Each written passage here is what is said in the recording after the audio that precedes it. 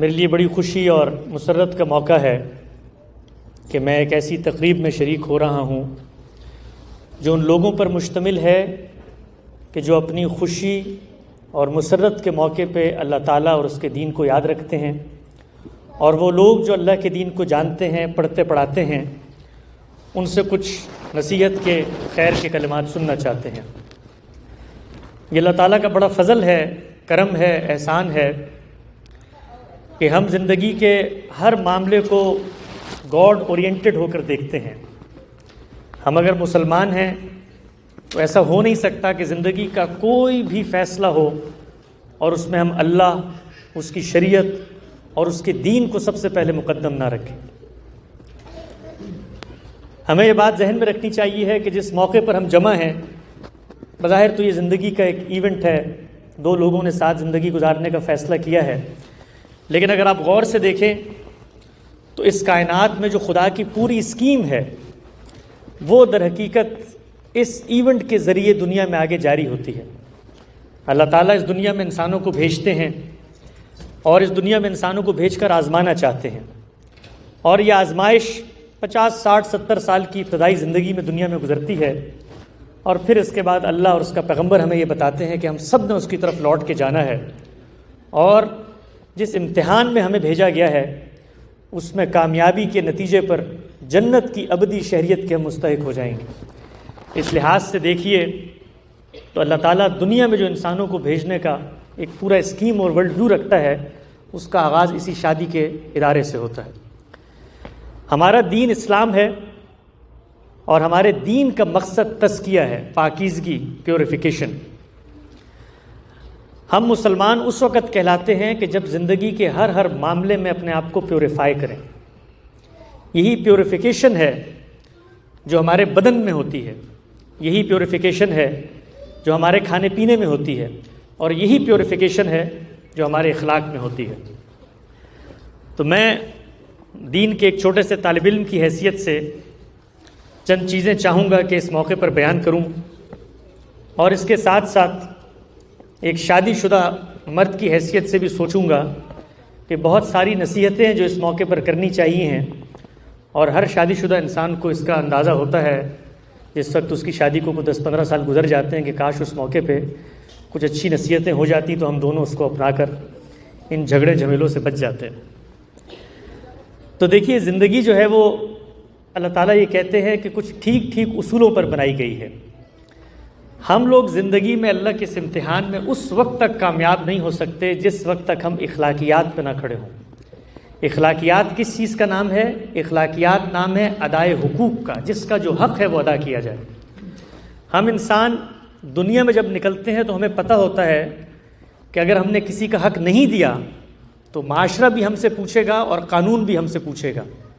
صرف ایک واحد جگہ ہے انسان کا گھر جہاں پر اس کے دل سے یہ خوف اٹھ جاتا ہے، اور سب سے زیادہ اخلاقیات کی حق تلفی وہ گھروں میں ہوتی ہے، اس لیے کہ ہمیں پتہ ہوتا ہے کہ یہاں ہمیں کوئی نہیں دیکھ رہا، یہاں ہمیں کوئی پوچھنے والا نہیں ہے، یہاں کوئی ہمیں جج نہیں کرے گا، کسی کی نظر ہم پہ نہیں ہوگی۔ ہماری زندگی کا سب سے بڑا امتحان ہے تو ہمارے گھروں کے اندر ہے۔ وہ کسی بڑے بزرگ نے اپنے مختلف شاگردوں کو بٹھا کر ان سے پوچھا کہ یہ بتاؤ کہ اللہ کے پیغمبر پر سب سے پہلے کون ایمان لایا تھا؟ تو انہوں نے کہا کہ سب سے پہلے اللہ کے پیغمبر پر جو ایمان لائے وہ ان کی اہلیہ تھی، خدیجہ، اور اس کے بعد کون ایمان لایا؟ اس کے بعد ان کے دوست سیدنا ابوبکر ایمان لائے، اور اس کے بعد کون ایمان لائے؟ تو کہا اس کے بعد آپ کے خادم، آپ کے غلام زید ایمان لائے۔ تو انہوں نے پوچھا تمہیں پتہ ہے کہ یہ 3 لوگ کیوں سب سے پہلے ایمان لائے؟ ان میں سب سے پہلی بیوی ہے جو راز و نیاز کی امین، سفر و حضر کی ساتھی، جو شوہر کے ہر اندر و باہر کو جانتی ہے۔ اس کے بعد دوست، جس کے ساتھ بے تکلفی کے سارے معاملات ہوتے ہیں، اس کو پتہ ہے کہ یہ اندر کیا ہے اور باہر کیا ہے۔ اور اس کے بعد وہ ملازم، وہ غلام کہ جس کے آگے کوئی پردہ، کوئی حجاب نہیں ہوتا۔ ان تینوں نے سب سے پہلے ایمان لانے کا فیصلہ کیا، اس لیے کہ وہ یہ جانتے تھے کہ یہ شخص جو بات کر رہا ہے، یہ شخص اس سے مختلف باہر بات نہیں کرتا، جو اندر ہے وہی باہر ہے۔ تو اللہ کے پیغمبر نے بھی ہمیں بتایا ہے کہ تمہارا سب سے بڑا امتحان اس دنیا میں یہی ہے کہ اپنے گھر والوں کے ساتھ حسن سلوک کرو، اپنے گھر والوں کے ساتھ نیکی، خیر، خوبی، تحمل، بردباری کا معاملہ کرو، کیونکہ یہی گھر والے ہیں کہ جن کی حق تلفی اللہ کے امتحان میں ہمیں مجرم ٹھہرا سکتی ہے۔ ہمارے ہاں بالعموم مذہبی شخصیت کا یہ تصور ہوتا ہے کہ آپ نے بہت زیادہ حج کر لیے، آپ نے عمرے کر لیے، آپ بہت زکوٰۃ خیرات کرتے ہیں، وہ بھی دین کے تقاضے ہیں، اور وہ بھی اسی تعلق سے پیدا ہوتے ہیں کہ میں نے اللہ تعالیٰ کے ساتھ اپنے ریلیشن کا اظہار کرنا ہے۔ لیکن جو سب سے زیادہ چیز نگلیکٹ ہوتی ہے وہ ہمارے یہ گھروں کے معاملات ہیں۔ تو میں اپنے اس بھائی کو جو ایک نئی زندگی شروع کرنے جا رہا ہے، اللہ کی یہ ہدایت اسی تنبیہ کے ساتھ بتانا چاہتا ہوں کہ اس چیز کو غور و فکر میں رکھیے گا کہ یہ عارضی دنیا ہے جس میں ہم جی رہے ہیں۔ ہم سب نے یہاں سے لوٹ کے اپنے اللہ کے حضور جانا ہے، اور جب ہم وہاں پر جائیں گے تو سب سے پہلا سوال جو ہم سے ہوگا وہ ہمارے گھر والوں کے بارے میں ہوگا۔ وہ ہم سے پوچھا جائے گا کہ جب کبھی کوئی تمہاری بات نہیں سنتا تھا تو تم چیختے تھے غصے میں، تم آپے سے باہر ہو جاتے تھے، تم برا بھلا تو نہیں کہتے تھے، اس کو ٹونٹ تو نہیں کرتے تھے، کسی لحاظ سے مینٹل ٹو ٹارچر نہیں کرتے تھے۔ اسی طریقے سے تمہیں اللہ نے خاندان کا سربراہ بنایا تھا، تمہیں ایک ذمہ داری دی تھی، وہ منصب ذمہ داری کے ساتھ متعلق تھا، تم نے اپنی اس ذمہ داری کا غلط استعمال تو نہیں کیا۔ ہم لوگ اگر اپنے ارد گرد، اپنے گھروں پہ، اپنی معاشرت پہ نظر دوڑائیں تو آپ کو یہ جان کر افسوس ہوگا کہ یہی وہ امتحان ہے کہ جس میں بڑے سے بڑے مذہبی لوگ بھی ناکام ہو جاتے ہیں۔ تو پہلی نصیحت اور پہلی نیکی کی بات جو میں یہاں پر آپ سب کو کہنا چاہتا ہوں، وہ لوگ جن کی شادیاں ہو چکی ہیں، عمر برس گزر چکے ہیں، ان کے لیے بھی اس میں سوچنے کا مقام ہے کہ ہم لوگ بھی آگے بڑھ کے اس چیز کا جائزہ لیں کہ اللہ کا جو امتحان ہے وہ گھروں سے شروع ہوتا ہے، اور گھروں پہ ہمارے معاملات ہماری بیگمات کے ساتھ کیسے ہیں۔ چند اور چیزیں بھی مختصراً یہاں پہ میں عرض کر دوں۔ جس رشتے میں آپ بندھنے کے لیے جا رہے ہیں، یہ ایسا نہیں ہے کہ کسی روبوٹ کو آپ گھر پہ لے کر آ رہے ہیں۔ ایک زندہ جیتی جاگتی شخصیت ہے، اس شخصیت کی اپنی کچھ چوائسیز ہیں، اس شخصیت کے اپنے کچھ ہابیز ہیں، اس شخصیت کے اپنے کچھ رجحانات ہیں۔ کامیاب ازدواجی زندگی کا اگر کوئی نسخہ ہے جو ہم نے اپنے بزرگوں سے سنا اور اعلیٰ درجے کی شخصیات نے اپنے اسوہ سے لوگوں تک پہنچایا، تو وہ صرف یہی تھا کہ کبھی کسی کی شخصیت کو تبدیل کرنے کی کوشش نہ کریں، اس کی شخصیت کے حسن کو دریافت کریں، اس کی شخصیت کی انفرادیت کو پہچانیں، اور کانفلکٹ کی صورت میں اس کے ساتھ جینے کا قرینہ پیدا کریں، اور یہ سوچیں کہ بہت سارے معاملات قانونی مطالبات سے نہیں پورے ہوتے، بہت سارے معاملات دھونس اور زبردستی سے نہیں منوائے جاتے، بہت ساری باتیں محض محبت کے دو کلمات کہہ کے پوری ہو جاتی ہیں۔ تو ہمارے ہاں بالعموم شوہروں کا یہ المیہ ہے کہ وہ اپنے اس منصب اور اپنی اس ذمہ داری کو قانون کی بنیاد پر منوانا چاہتے ہیں۔ یہ رشتے قوانین کی بنیاد پہ نہیں چلتے، یہ محبت کے دھاگوں میں بندھے ہوئے رشتے ہوتے ہیں۔ اس میں احترام اور ایک دوسرے کو آگے لے کے بڑھنے کا جذبہ ہوتا ہے جو اس رشتے کو مضبوط بناتا ہے۔ تو ہمارے ہاں بالعموم ہم یہ دیکھتے ہیں کہ چھوٹی چھوٹی چیزوں پہ نزاعات ہو جاتے ہیں، جھگڑے ہو جاتے ہیں، لڑائیاں ہو جاتی ہیں، تلخی تک بات پہنچ جاتی ہے۔ اس بات کو یاد رکھیں کہ اللہ تعالیٰ نے آپ کو ایک ادارے کا سربراہ بنایا ہے، اس ادارے کو چلانا، اس کو سنبھالنا آپ کی ذمہ داری ہے۔ یہ آپ کا ٹیلنٹ ہے کہ آپ کیسے کانفلکٹ کو ریزالو کرتے ہیں، اور یہ آپ کا ٹیلنٹ ہے کہ ایک دوسری شخصیت جو اپنا گھر چھوڑ کے آپ کے پاس آ رہی ہے کیسے اس کو پیمپر کرتے ہیں، اس کی نفسیاتی خواہشات کو پورا کرتے ہیں۔ زندگی صرف مال و دولت اور گھر اور گاڑی اور بینک بیلنس سے آگے نہیں بڑھتی، بلکہ زندگی اس خوبصورت زبان سے آگے بڑھتی ہے جو دونوں لوگوں کو ایک جھونپڑی میں رہنے کا بھی حوصلہ دے دیتے ہیں۔ تو میں یہاں یہ بھی کہوں گا کہ ہمارے ہاں بالعموم ہمارے معاشرے میں یہ ہوتا ہے کہ شوہر اپنی اس منصبی برتری کے طور پر بہت ساری چیزیں منوانا چاہتے ہیں۔ یہ بات یاد رکھیں، اچھے رشتے اسی صورت میں آگے بڑھتے ہیں کہ آپ دوسرے کی شخصیت کو قبول کریں جیسا کہ وہ ہے، اور دونوں یہ سوچیں کہ ہم دنیا میں ایسی زندگی جئیں کہ آخرت میں ایک دوسرے کا ہاتھ پکڑ کے جنت میں داخل ہوں گے، اور اللہ تعالیٰ کے سامنے جب ہم کھڑے ہوں تو ہم اللہ کو بتائیں کہ ہم تیرے اس گریٹ اسکیم کا حصہ تھے، تیرے کہنے پہ ہم نے انسانوں کو تخلیق کیا، اولاد اور نسل ہم نے آگے بڑھائی، اور تیرے دین پر عمل پیرا رہ کر آج تیرے حضور میں آگے ہوں۔ اسی طریقے سے زندگی کو بامقصد بنائیں،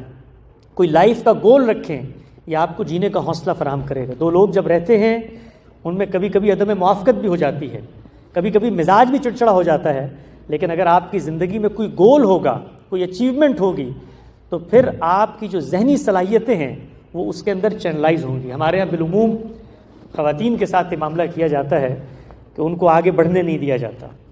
آپ کی پرائیورٹیز ہوتی ہیں اور وہ بیچاری کمپرومائز کرتی ہیں، تو ہمیں کوشش یہ کرنی چاہیے کہ ان کی لائف اورینٹیشن کو بھی سمجھیں، ان کی مینٹل ہیلتھ اور ان کی سیلف گروتھ کو بھی پہچانیں اور ان کو آگے لے کے بڑھنے کی کوشش کریں، اس لیے کہ وہ آگے بڑھیں گی تو آپ آگے بڑھیں گے، آپ کا خاندان آگے بڑھے گا اور گھر کو وہ سکون میسر آئے گا کہ جس سے آپ کو وہ آسودگی حاصل ہوگی جو کسی اور چیز سے دنیا میں نہیں حاصل ہو سکتی۔ ہمارا دین ہمیں اس چیز کی تعلیم دیتا ہے کہ زندگی کے ہر موڑ پر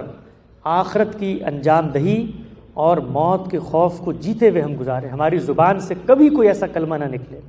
تو اس شادی کے موقع پہ ہمیں عہد کرنا چاہیے ہے کہ اگر ہمیں کسی کی بیٹی کو گھر پہ لے کر آ رہے ہیں تو یہ احساس شاید ہمیں ابھی نہیں ہوتا، جب ہماری اپنی بچیاں ہوں گی تب ہمیں احساس ہوگا۔ ہم مرد حضرات اس چیز کو بھول جاتے ہیں بالعموم، اور زندگی کے چھوٹے چھوٹے معاملات میں اس نقطے کو فراموش کر دیتے ہیں۔ ہمیں سوچنا چاہیے ہے کہ ایک بچی اپنے والدین کو، اپنے گھر در کو، اپنے معاشرے کو چھوڑ کے آپ کی آغوش میں آ رہی ہے تو اس کو اسی محبت کے ساتھ رکھیں اور اسی اپنائیت کے ساتھ اس کو آگے لے کر بڑھیں کہ جیسے اللہ نے گویا آپ کے ہاتھوں میں اس کا ہاتھ دے دیا، وہ آپ کی ذمہ داری ہے۔ اور زندگی کے نشیب و فراز میں ہمیشہ اس چیز کو یاد رکھیں کہ ایک شخص آپ کے لیے گھر چھوڑ کے آیا ہے، آپ وہیں پر ہیں، وہ آپ کے لیے اپنا گھر چھوڑ کے آیا ہے،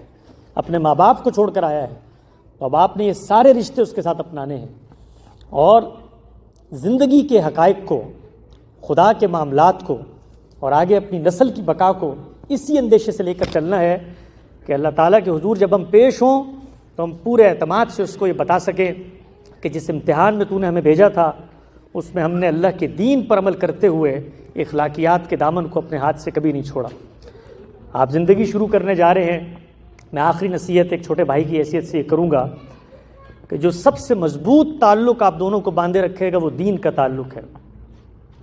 وہ اللہ کی کتاب کا تعلق ہے۔ زندگی میں موقع ملے تو ہفتے میں ایک معمول بنائیں کہ مل کے اللہ کی کتاب کو پڑھنا ہے۔ یہ اللہ کی کتاب آپ کو دین پر قائم رکھنے کا باعث بھی بنے گی اور آپس کی محبت کو بڑھانے کا باعث بھی بنے گی۔ اسی اپنے پن اور اسی محبت کی چند کلمات کے ساتھ میں اللہ تعالیٰ کے حضور دعا کرتا ہوں کہ اللہ تعالیٰ آپ کے اس رشتے کو کامیاب کرے، اللہ تعالیٰ آپ کے اس رشتے کو اتنا کامیاب کرے کہ روز قیامت آپ لوگ پورے اعتماد کے ساتھ اٹھیں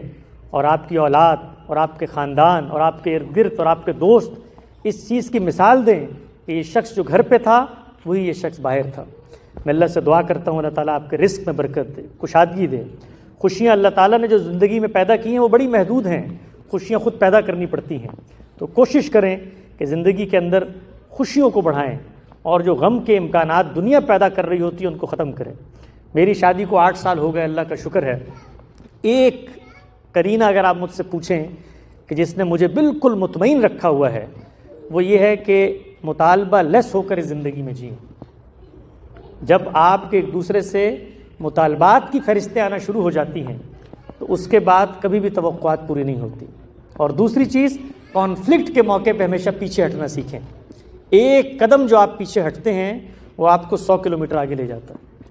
تو جب کبھی زندگی میں نزاع ہو اس پہ کمپرومائز کرنا سیکھیں، اس کو مینج کرنا سیکھیں، اس کو بھلا کر آگے بڑھنا سیکھیں۔ یہ زندگی کے رشتے ہیں، ان کے اندر بڑے نشیب و فراز ابھی آپ دیکھیں گے۔ یہ ابھی تو ابتدائی زندگی ہے، جب عملی زندگی میں آئیں گے روز فیصلے کرنے ہیں۔ یہ ادارہ ہے جو اللہ نے بنایا ہے، اس ادارے کو ادارے کی طرح چلانا پڑتا ہے، تو اس کے اندر حوصلہ مندی کے ساتھ دوسرے کی شخصیت کا احترام کرتے ہوئے اور اس کو بدلنے کی خواہش کو ختم کر کے آغاز کریں۔ اللہ تعالیٰ انشاءاللہ آپ کے ہر دن کو گھر میں جنت کا گھر بنا دے گا۔ اقول قولی ھذا واستغفر اللہ لی ولکم ولسائر المسلمین۔